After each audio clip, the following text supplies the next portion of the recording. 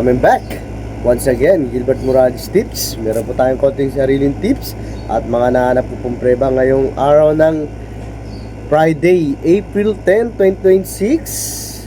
Second Racing Days di Philippe Jockey Club San Felipe, Padre Garcia, Batangas. Silipin po muna natin itong programa ko pong pinaprint. We have 8 race sets, dalawang set ng peak 5, isang set ng winner take all, isang set ng peak 6, isang peak 4 at last DD plus 1 at last extra double event. At magsisimula pa tayo na sa oras ng 5:30 ha, ganun pa rin po.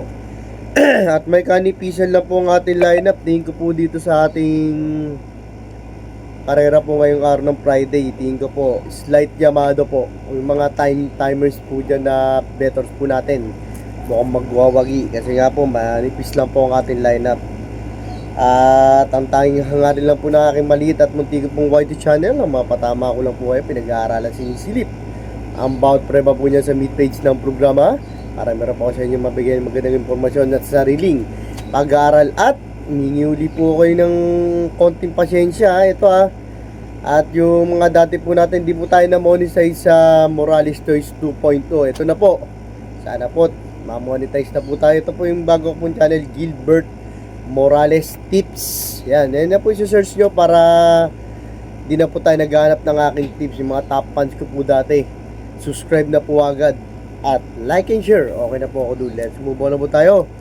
Good luck and race number 1. 3-year-old and above maiden race, non-placers.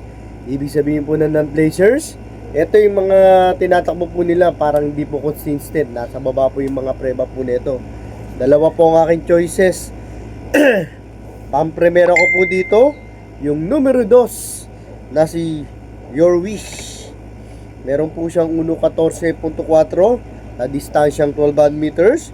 Gagabay po sa kanya ay si Pabchem Caballero ng February 14. 4th place po to sa malakas na laban sa placers. Kaila War Emblem kung sa nasigunda po doon ay si Blue Note. Ang panigunda pwedeng magbigay ng upset.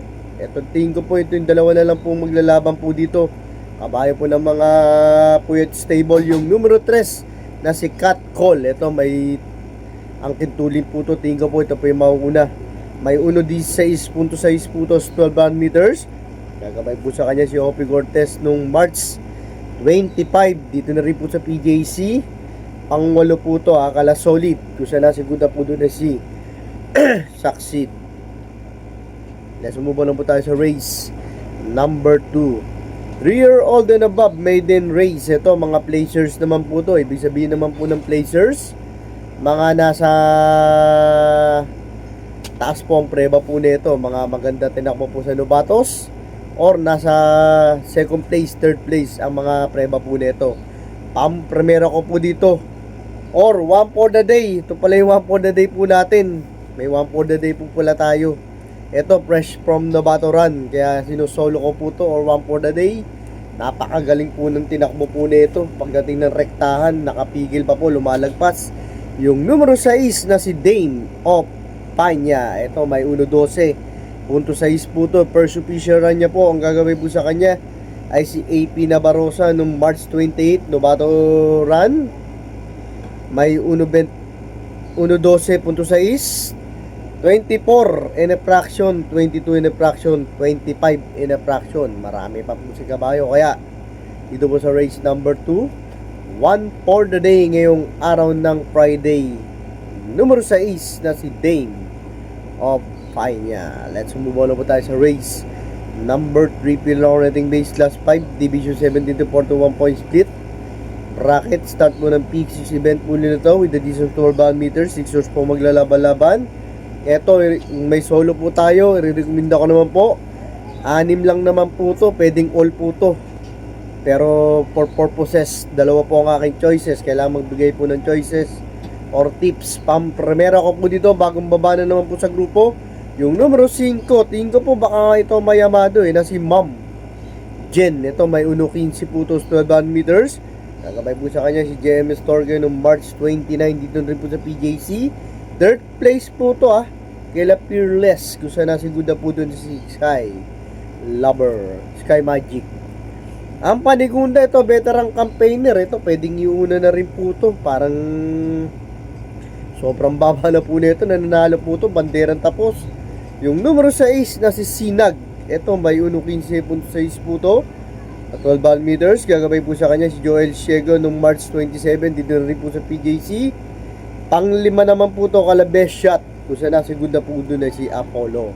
Let's move on na po tayo sa race. Number 4, Phil Rock rating base class 5 division 17 to 41 point split bracket. Second peak 5 event, Dodson 12 ball meters, 7 horse po maglalaban-laban. Another anybody's race, i-recommend ako po uli. Magdagdag po tayo dito. Etong grupo na to parang class 5 division 5-9 placer po to nung dating rules po nila. Kaya iba-iba po nanalo dito, kaya magdagdag po tayo dito.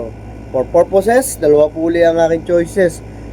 Primero ko po dito, de remate, yung numero 4 na si I Love Mati. May 1.15 po to, 12 band meters. Gagabay po sa kanya si J. Biguera. Noong March 29 dito rin po sa PJC. Fourth place po to, Akalay Street Queen. Kung saan nasigunda po doon na si Player. Bottom. Ang Panigunda ko po dito, another veteran campaigner. Stay Your Horse, yung numero 5 na si Early Bird. Ito, may 1.14.4 po to, 12 band meters. Gagabay po sa kanya si Jigel Pano noong March 25. Dito rin po sa PJC. Second place po to kay Equiten. Let's move on na po tayo sa race. Number 5. Kung bago or nadaan pa lang po dito sa aking maliit at muntik pong YT channel, Gilbert Morales Tips. Search nyo na lang po, Gilbert Morales Tips, para updated na po kayo. Subscribe na po agad. Like and share. Okay na po ako dun. Maraming salamat po sa inyong mga suporta. Let's move on po tayo sa race. Number 5, Phil Rock rating base class 5 division 17 to 41 point split bracket. Start po ng peak 4 event wheel nito. Another 12 ball meter, 7 horse po maglalaban-laban. Dalawa na lang po ang aking choices. Primero ko po dito, tingin ko pong Maya Yamado. Bagong baba na naman po sa grupo yung numero 4 na si Paz Sailing. Ito may 1.14.6 po to, 12 ball meters. Gagabay po sa kanya si EP na hilat noong March 13. Dito rin po sa PJC. Fourth place po to kay Lakaraga Wonder. Kung siya nasigunda po doon na si Moment Like This.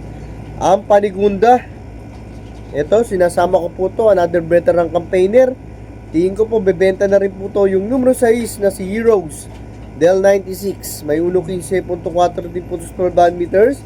Gagabay po sa kanya si Jigel Paano noong March 29. Pang-8 po to, dito na rin po sa PJC, kaila Street Queen. Kung saan nasigunda po doon na si Player. Bottom. Left, sumubong na po tayo sa race. Number 6, Phil Rock rating base class 5, division 17 to 41 point split bracket.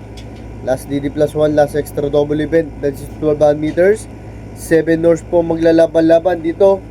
Dalawa po ang aking choices, isang disunod at isang de bandera. Pang-primera ko po dito. Tingin ko pong mauna po rito. O isusunod, yung numero 6 na si Charm. Boy, ito, atrasado lang po nung nakaraan po to. Medyo na-inquiry lang po to for first. May 1.13.2 po to, 12 meters. Change jacket na po siya. Susubukan po siya ni John Paul Guse noong March 27. Dito rin po sa PJC. Second place po to kay Elena Bell. Ang Panigunda, tingin ko po, ito po yung mauna po rito. Magdadala ng marcha. Maseday stable yung numero 3 na si Hang Luz. Ito yung pwedeng magbigay ng upset.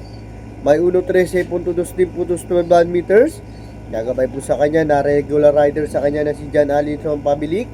Nung nakaraan po, 4th place po siya doon kala Elena Bell. Kung siya nasigunda doon ni Charmboy. Nung last run po nito, anong March 13, panalo po to over couple entry niya po na si Southern Mime sa distansya 12 band meters. Let's move on na po tayo sa penultimate race, race number 7. Phil Rock rating base class 4 division 42 to 56 point split bracket with a decent 12 band meters. 6 horse po maglalaban-laban. Dito, dalawa na lang po ang aking pili po rito. Baliktaran na lang po ako dito. 1 and 2. 2 and 1. 2 pang primera. Imported horse na si Seb Breting. Ito, may 1.14.2 po to, 12 ball meters. Gagabay po sa kanya another EP na hilet nung March 13. Dito na po sa PJC. Pang-5 po to kalay static. Kung saan nasigunda po doon na si Golden Charger. Ang Panigunda ko naman po dito, ito po imported doors. Mga salida lang po na maayos. May rate lang po ni Hinete. Malaki po panalo po nito. Imported doors yung numero 1 na si True Blue. Ito may 1.14.4 putos per band meters.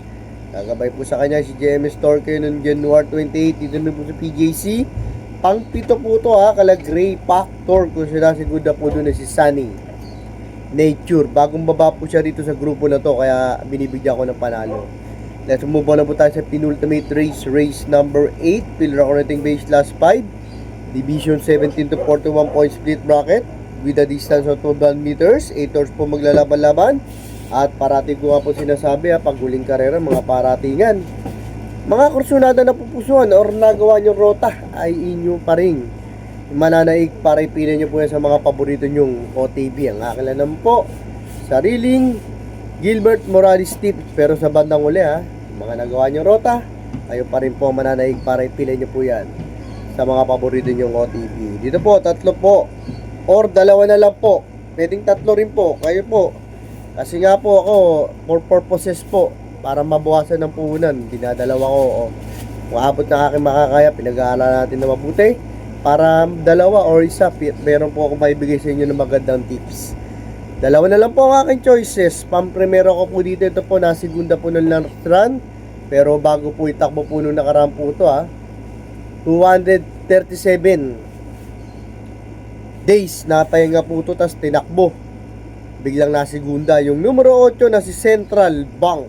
Ito may 1.15 po ito, 12 meters. Another JMS Torque nung March 27. Second place po ito kay Step Bell. Ang panigunda ko naman po dito, binibigyan ko ng magandang panalo po talaga po ito. Ito, parang inatras na lang po ito kasi nasa unahan po nito. Nakameta na kaya hindi na po tinodo. Yung numero 6, tingin ko po ito yung bibigay ng magandang panalo na si Warframe.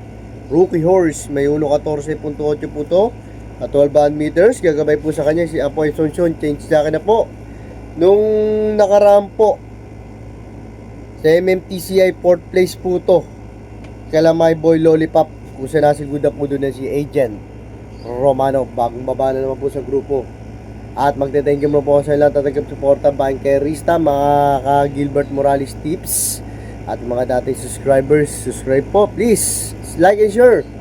At yung mga na-tune in mataat manalo, hindi po nagsasawa, maraming salamat po sa lahat. Hindi ko tatagalan. Good luck and have a blessed Friday. Thanks for watching.